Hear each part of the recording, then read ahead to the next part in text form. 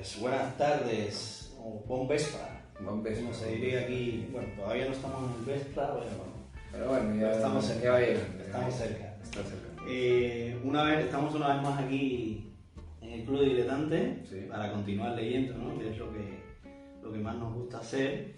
Y no nos vamos a ir de Estados Unidos, para nada, no tenemos ganas de ir. Ahora nos quedamos queremos ahí. quedarnos pero bueno, ya que no podemos ir, apenas nos quedamos ahí. hay que conocer otros rumbos, pero volvemos ahí con un escritor norteamericano llamado John Hobart Updike, más conocido como John Updike, otro de los grandes escritores de finales del siglo XX, que en su caso, bueno, vamos a leer un cuento que se llama Confiar en mí, o Confía en mí, perdón. Es un cuento que se publicó por primera vez en la revista The New Yorker el 16 de julio de 1979. Y luego se publicó una antología, dio nombre a una antología de cuentos del autor en el año 1987. Entonces, bueno, un cuento increíble que ahora también... Un relato de un trauma, ¿no? Yo creo que básicamente lo que yo más me ha quedado más dentro de la memoria, sabes que los relatos siempre a veces los lees y te queda como una imagen, o a veces te queda una... A mí me queda siempre esa primera escena, ¿no? Tan brutal del momento en que, claro, eres un niño, está en un momento que además es de felicidad, ¿no? Cuando uno está en la piscina con sus padres, con los amigos de los padres, todos en bañador, bueno, toda una maravilla. Es una experiencia nueva para ti y de pronto pues tienes esa mala suerte de sentir que te estás ahogando, ¿no? Y yo creo que esto ya baña todo el relato, ¿no? En el sentido de que empezamos a hablar, ya directamente Updike nos dice, vamos a hablar de miedos, ¿no? De miedos y de cómo hacemos para enfrentarnos a ese miedo, ¿no? Que en muchas ocasiones tiene que ver con esto que lo dice el título, ¿no? Que es la confianza en los demás, ¿no? Y entonces yo creo que ahí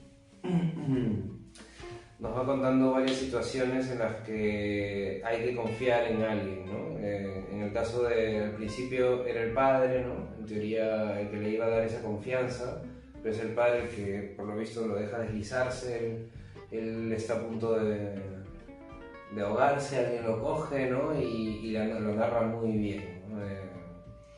Updike además en cierta forma pertenece o forma parte de esa generación que enseguida va a traer por ejemplo, a Lucía Berlín, ¿no? Hemos hablado de ella, a Carver y a muchos más, ¿no? Es esa generación de escritores de un realismo crudo pero lírico, ¿no? Y humorístico, ¿no? Y siempre, sí, claro, siempre y puesto en la clase media, en la amplia clase media que se va generando entonces, ¿no? Que es lo que hace que todos nos sintamos en cierta forma, o sea, las inseguridades de los personajes de estas historias son sin duda las mismas o al menos muy similares inseguridades que sentimos nosotros como parte de la clase media, ¿no? Hoy en día. Luego de presentar el miedo, su trauma con el agua, con las burbujas, con todo este tema, ¿no? Que tiene este tema de las burbujas, ¿no?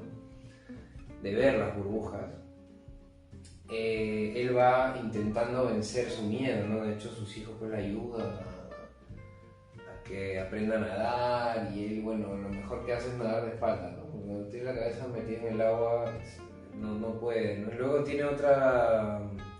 hay otro acontecimiento en el relato que ya es enfrentar su miedo, pero un poco defendiendo o protegiendo a otra persona que tiene un miedo también tremendo, que es al vuelo, ¿no? Es una pareja suya que está ahí también paralizada por el miedo que tienen los vuelos y hay un incidente justamente en el avión, ¿no?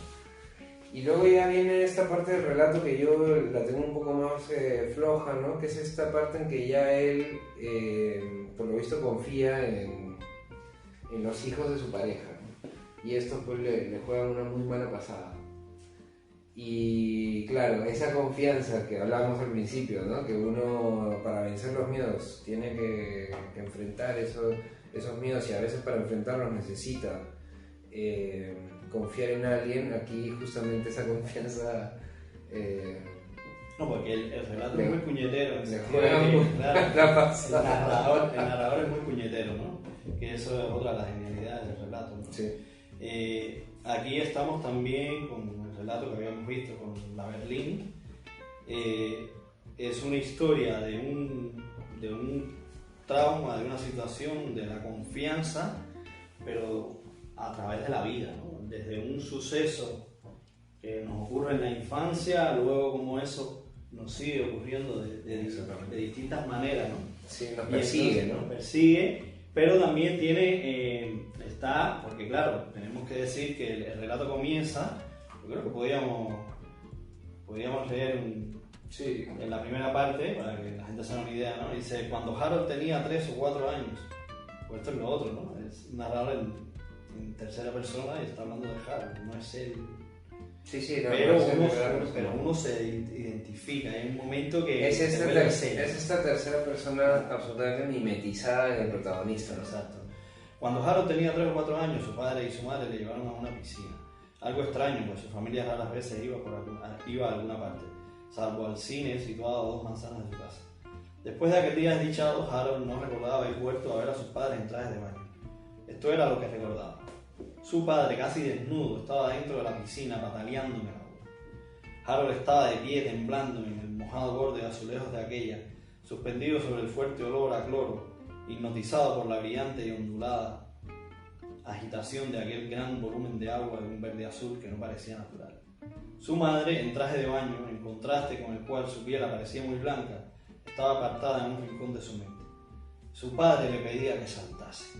«Vamos, Asi, salta», le decía con voz suave y alentadora. «Todo irá bien, salta y lentamente hacia mis manos».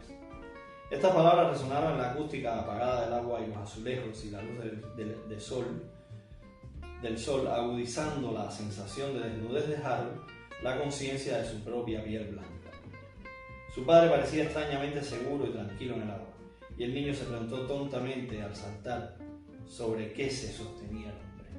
Claro. Entonces, después de esto, claro, como él se ahoga, la madre llega y le mete un bofetón al padre que lo deja frito. Sí, y claro, él de niño ya recordaba esta escena, ¿no?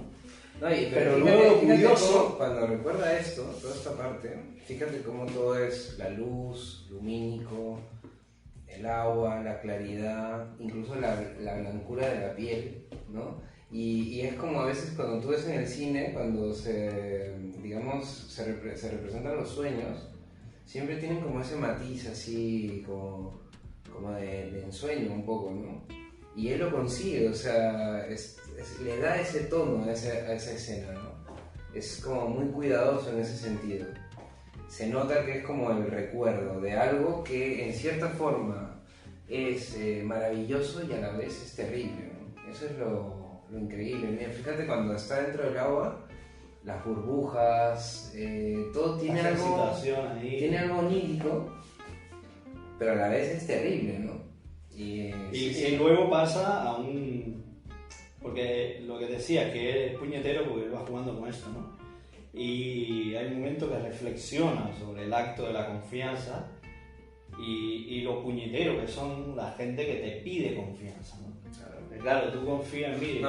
El padre le dice, ¿no? A él, como que al final le increpa un poco porque le pega a la madre, le pega pues una cachetada y el otro lo ve al hijo y le dice, mira que ahogarte, ¿no? O sea, saltar, que todos saltamos, ¿no? Que es como que tú, o sea, fíjate, como para verla cagado saltando, tienes que ser pues un y tonto, luego ¿no? Y eso ya te queda ya... Pero luego también hay una reflexión sobre las maneras de enfrentar ese miedo, ¿no?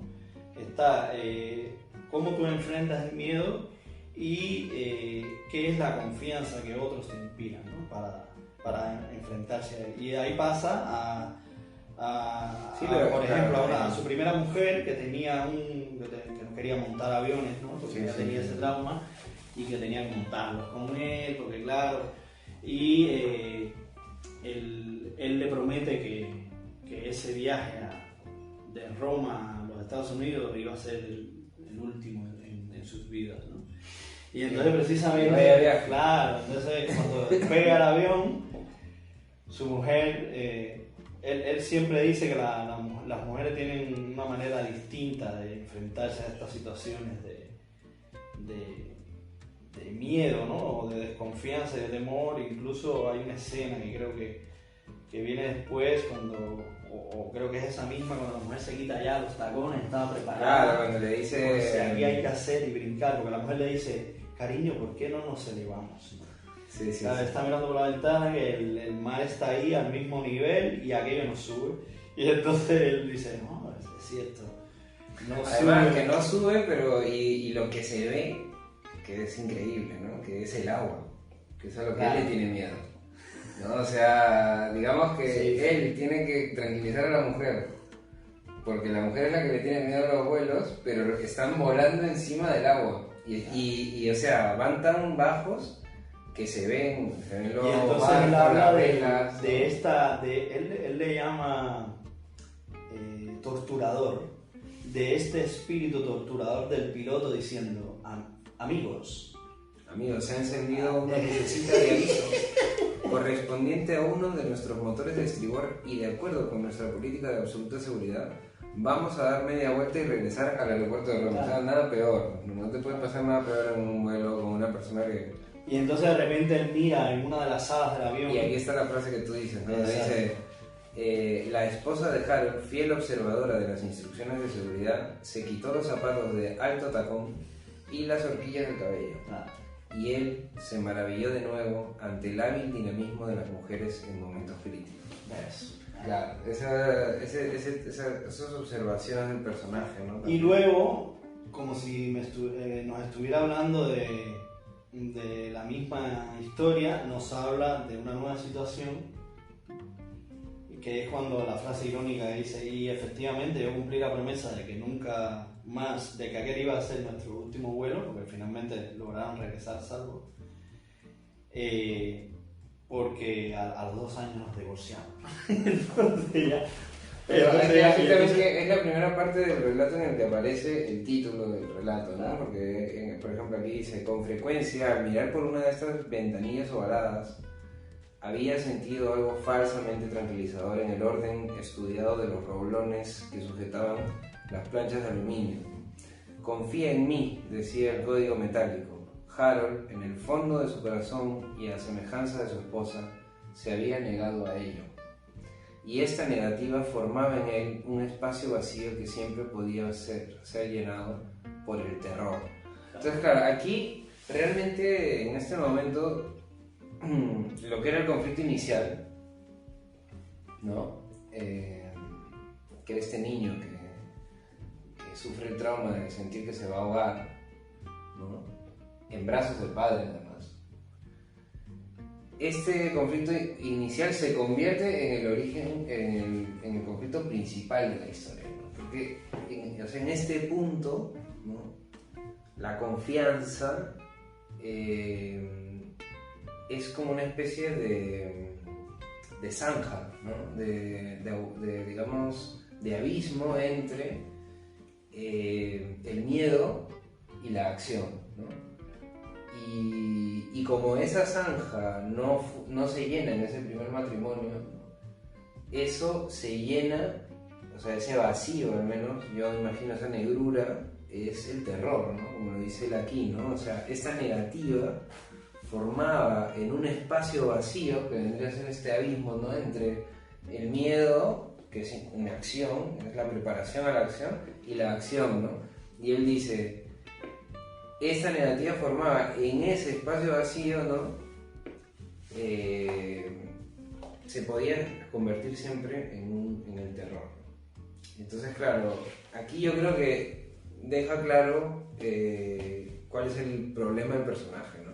El protagonista tiene este problema, que es que quería ser el protector y se convierte pues en una persona que que no puede confiar, ¿no? Y yo creo que ahí viene, por eso es que él finalmente confía, ¿no? En esta gente que le juega la mala pasada.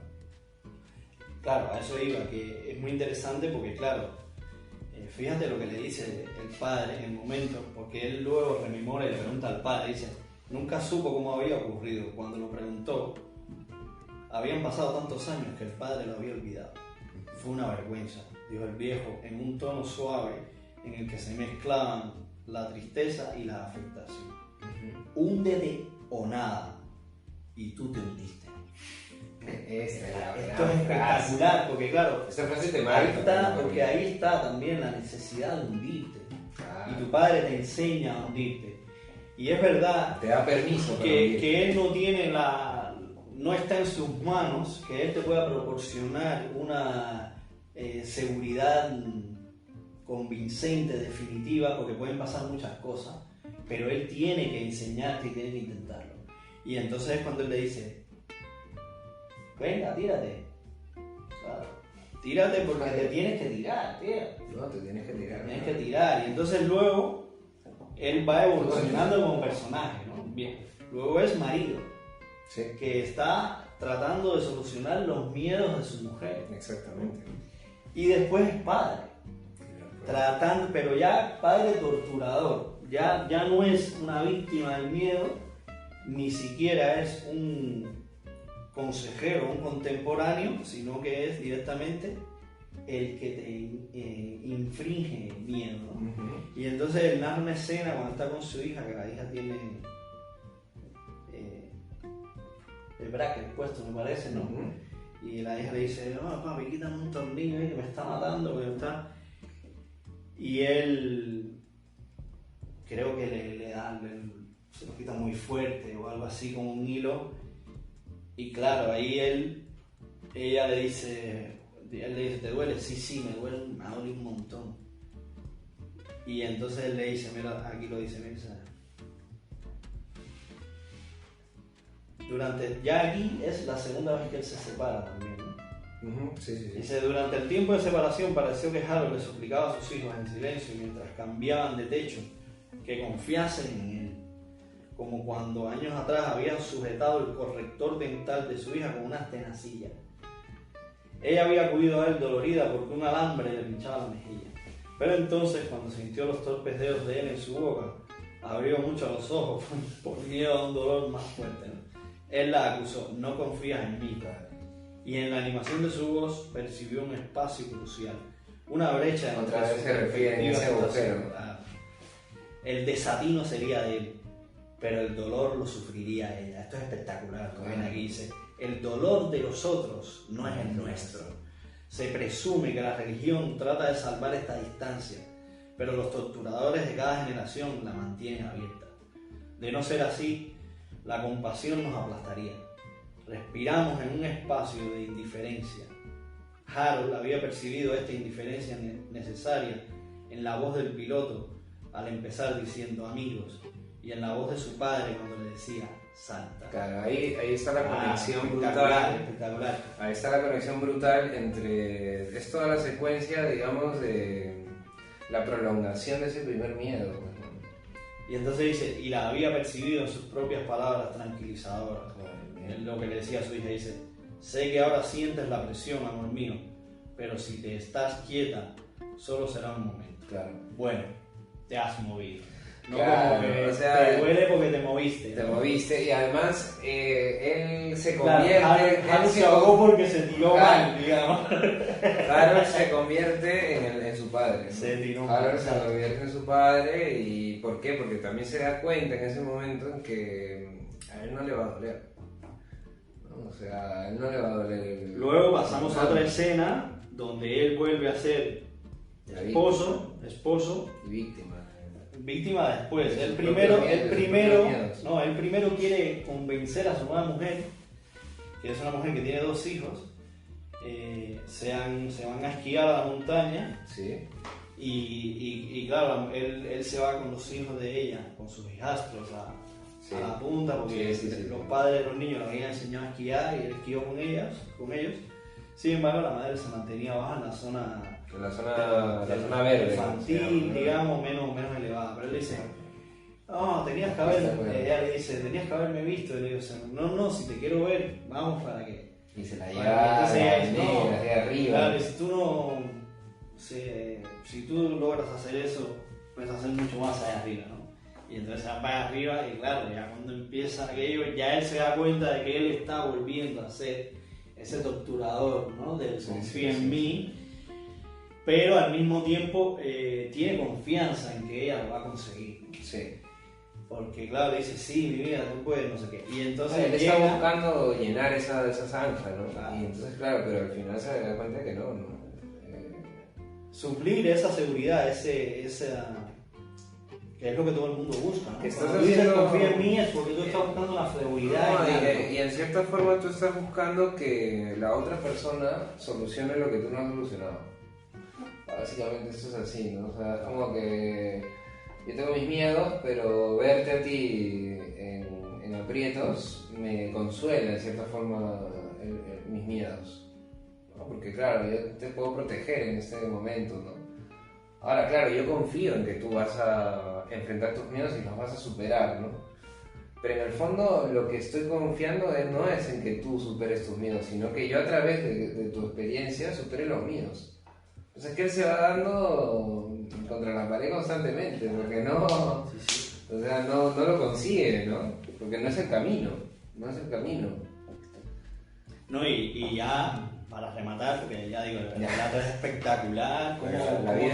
Su vida es un aprendizaje. Cómo va creciendo él en la medida en que se va narrando el relato y va creciendo el relato, las distintas posiciones que tienes en la vida y que tienes como narrador en el relato, ¿no?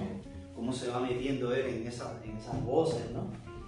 Y ya al final es increíble cuando él precisamente está en una fiesta con estos hijastros de su última mujer y están ahí por ahí, tienen unos, no sé, ¿qué pastelito era? A ver. Happy Grammy. No, espera, es que estaba tratando de acordarme del bizcochillo, porque es que tiene gracia. Dejar. ¿Tú no tienes ahí o qué?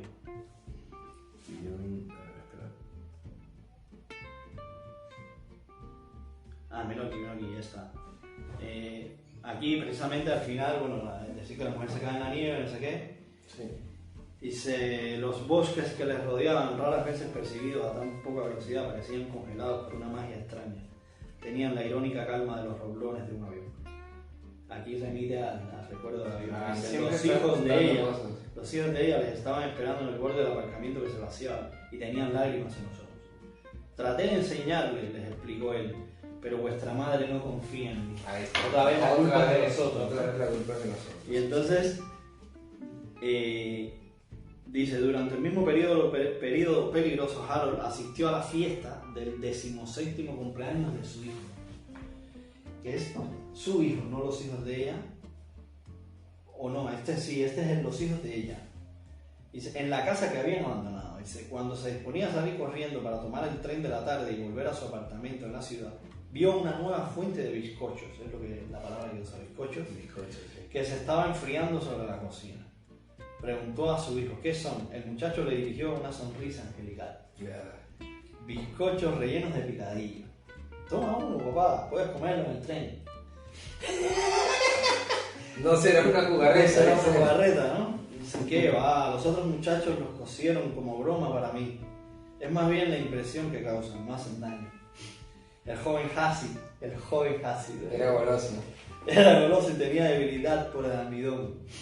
Harold tomó uno de los bizcochos más grandes y lo comió en el coche, mientras su hijo le llevaba a la estación de ferrocarril. En el tren apoyó la cabeza en el negro cristal y se sumió en las tristes reflexiones propias del hombre separado. Poco a poco se dio cuenta de que tenía la boca muy seca y de que sus pensamientos no solo se repetían, sino que habían adquirido una forma intensa, vivamente coloreada en su cabeza.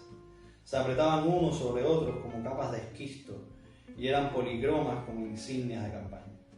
cuando bajó del tren al andén de la estación de la ciudad, un lado de su cuerpo era mucho más voluminoso que el otro. Por lo que tenía el bizcocho. buenísimo, dice, porque tenía que inclinarse para no caer, ¿no? Más que sostenerle, su cuerpo la acompañaba y se hacía el remolón, caminando en lo que le parecía una procesión hacia la entrada del metro, entre una multitud de desconocidos encapuchados y a través de una calle llena de coches inflados, analizó lo que había pasado. Había comido un bizcocho. Y ahí es cuando acaba la historia, él consigue llegar, ¿no? Hace un esfuerzo ahí, venga, Sí, bueno, una lucha. venga que tú puedes, ¿no? Llega a casa y lo primero que hace es coger el teléfono y llamar a su mujer, ¿no? Y decirle... Y entonces es buenísimo, ¿no? Porque ya la mujer al momento lo siente, dice... lo que dice aquí, dice: hola, amor mío. La voz de ella adquirió un tono agudo. ¿Qué te ha pasado, Harold? ¿Te parezco diferente? Le dice. Mucho. Su voz era ahora afilada como las púas de un puercoespín, negras con las puntas blancas. ¿Qué te han hecho ellos? A la madre sabe, ¿no? Ellos, sus hijos, su ex esposa, ¿no? Dice. Me dieron un bizcocho relleno. Jimmy dijo que no me haría daño, pero en el tren mis pensamientos se hicieron embrollados e intensos, y desde que salí de la estación tuve que aleccionarme acerca de la manera de venir hasta aquí. La parte protectora y digna de confianza de su cerebro le felicitó por lo convincentes que sonaban sus palabras. El refuerzo positivo. Pero algo disgustaba a Priscila, que gritó: oh, esto es asqueroso, no creo que sea gracioso, no creo que ninguno de vosotros sea gracioso. ¿Ninguno? ¿De quién? Claro, él se da cuenta que se lo está diciendo a los hijos, ¿no? Dice, ya lo sabe, dice, no lo sé, pero lo sabía. Se miró las palmas de las manos, estaban como jaspeadas.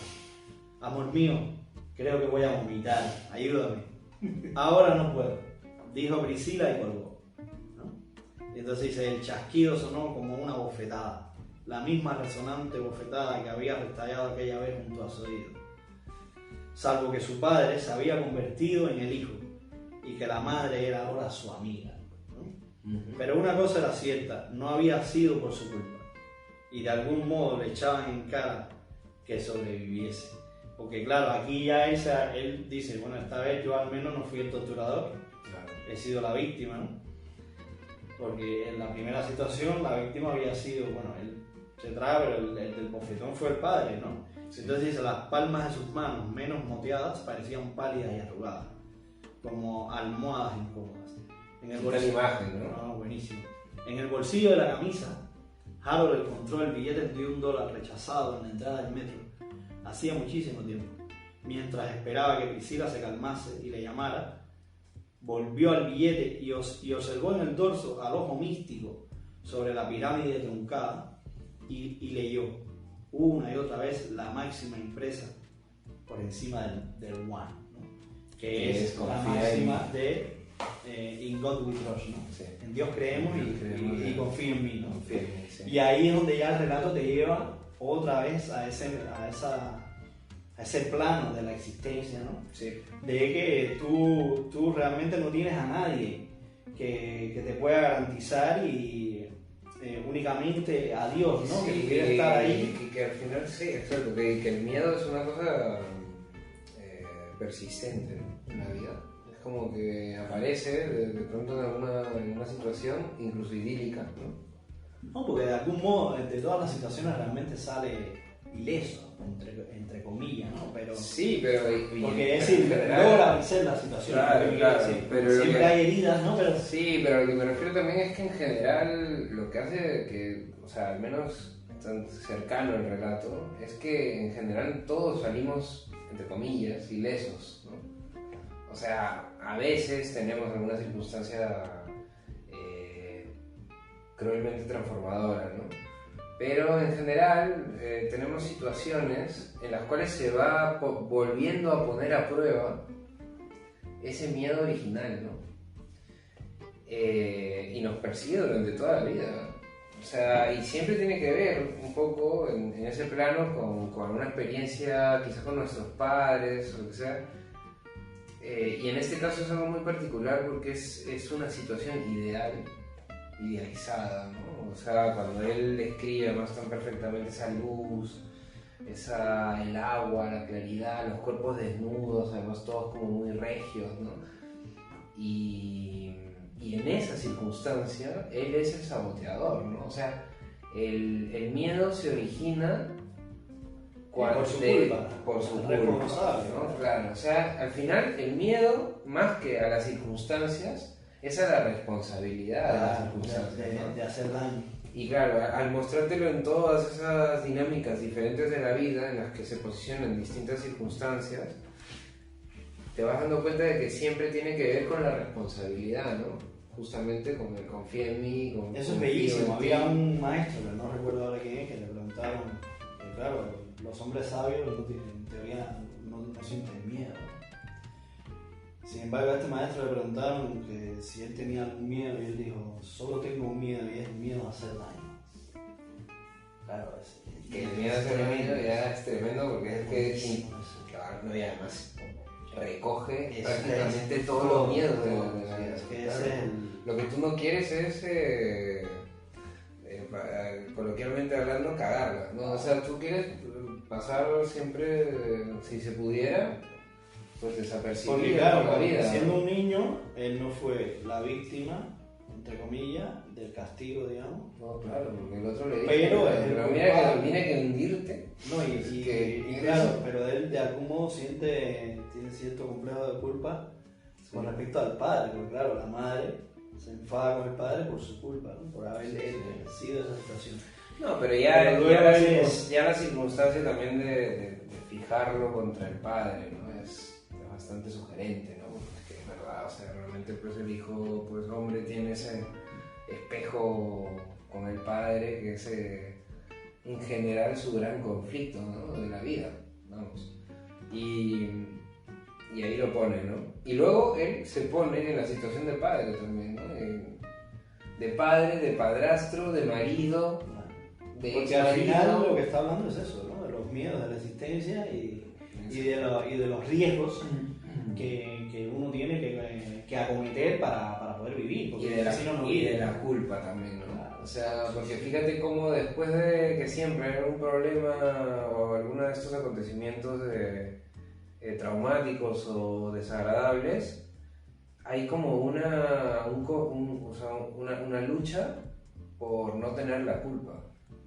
Ah, no, es que tú no me hiciste caso, es que no sé qué, ¿no? Entonces, muy bien, un gran relato en ese sentido. Iba con buenas intenciones, ¿no? Yo lo hice bien, tú fuiste que no me escuchaste, ¿no? Yo te dije que era un bizcocho relleno. No te movieras. No te dije de qué. Sí, no, es espectacular, ¿no? Sí, muy bien. Este es John Day, amigos. Sobre todo un novelista, es un gran novelista, tiene una serie del ¿cómo se llama? El conejo. El señor conejo, y hay que es este personaje típico que decías tú de la burguesía, ¿no? Pero muy paródico, pero como cuentista espectacular. Sí, tiene otro cuento que se llama prolífico exagerado, ¿no? Sí, o sea, creo que un libro al año locura, y luego una calidad tremenda. Y luego esto, que fue una persona que ha escrito mucho sobre la vida, digamos, de Norteamérica de la segunda mitad del siglo XX, pero siempre referenciando, utilizando moldes clásicos. Es algo bastante interesante que tienen sus obras, ¿no? Que siempre hay referencias a mitos griegos o incluso hay imágenes que te hacen ver cierta regocijo, ¿no? En ese realismo un poco lírico a veces, ¿no? Que justamente te decía la parte del principio, ¿no? Cómo juega con los colores claros en esta primera parte que ya es un poco de ensoñación porque está en la memoria, ¿no? De hecho en el momento que lo dice, ¿no? No sé si los gritos, de esos gritos como ecualizados, fueron reales o son producto de mi memoria, ¿no? Claro. Entonces te genera toda esa cuestión así como medio... Entonces, bueno, decir eso, que tiene esa serie es buenísimo. Y cualquier cuento, además, tiene este sentido del humor espectacular. Es Fino. un narrador muy, porque es muy bueno, pero es distinto. Tiene un sentido del humor ahí, una ironía que a veces tú dices, no, porque juega con estos estereotipos, ¿no? El machismo, pero es un machismo parodiado. Tú dices, oh, qué machista me ha salido este narrador. Pero luego te das cuenta que es pura parodia, ¿no? Porque juega con esos cánones. Y por eso en este cuento también lo vemos, ¿no? Cómo compara los géneros, cómo reacciona cada género. Eso te lo da esa nueva tercera persona que crearon en el siglo XX, ¿no? Que es esa persona, tercera persona, que se puede alejar un poco para generar la parodia, es decir, el retrato de los personajes, pero que en determinados momentos, incluso en la mayoría, están como contando la historia desde dentro de la mente del protagonista, ¿no? Entonces, claro, hay momentos en que te narran la historia y tú estás dentro del personaje, y hay otros momentos en que se va alejando muy sutilmente y se convierte en una tercera persona que hace que puedas ver a ese personaje desde fuera, y eso te hace esa sensación como de entre identificación con la cultura del personaje, pero a la vez una parodia de la cultura de esa sociedad, ¿no? Y eso es muy interesante. Es increíble, ¿no? La focalización esta moderna. Y ya digo, este cuento y otros, hay uno muy famoso, buenísimo también, que se llama AIZ, que es precisamente la marca de un supermercado, y el narrador es un cajero, que está un narrador es increíble, es una maravilla eso. Sí, sí. El cajero está viendo una situación de hay 3 chicas que están comprando en el mercado, que entran en bañador, ¿no? En bañador. Pero En además un pueblo, en bañador es un pueblo que la playa queda claro, lejísimo, sí, que es una cosa improbable, y que ¿no? no estamos en tiempos de playa como para andar así por ahí, ¿no? Sí. Y entonces, claro, en toda esta Se situación genera una situación totalmente brutal. porque además es un adolescente, todo el mundo así, claro, para ver aquello, el chaval quedó prendado, ¿no? Sí, La sí, chica. Estaba al punto de la identificación. Que, Exacto, y termina entonces tomando decisiones bastante límites. claro, pues llega el dueño del mercado y digo, usted, señorita, ustedes no pueden venir aquí así, no pueden estar aquí. Toda una historia, entonces ya digo, muy recomendable, no vamos a contar. Sí, no, porque Era para que la gente lo lea, pero John Wood otro de los grandes, otro grande que no defrauda de la literatura norteamericana que siempre da, que tanto nos gusta, siempre ¿no? da una alegría. Es increíble, ¿no? Cuánta literatura hay ahí y buena, ¿no? Porque no es solo lo abundante, sino la calidad. No, claro. Es impresionante. Sí. Entonces, bueno, esta nueva, ¿cómo es? Esta otra nueva propuesta Sí, a vuestra consideración y bueno, seguimos leyendo.